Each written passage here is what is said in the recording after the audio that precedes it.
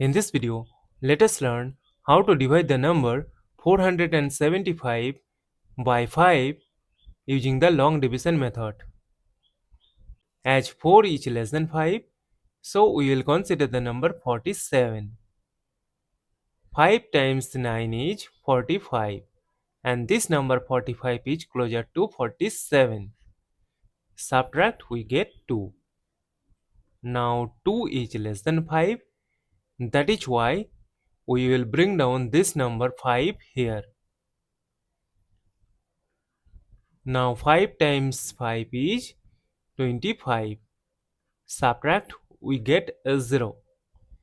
As we have no number to bring down here and got the number 0, so we will stop. Therefore, 475 divided by 5 is equal to 95. And this is our final answer. Thank you for watching. Please like, share and comment on the video. Also do subscribe the channel.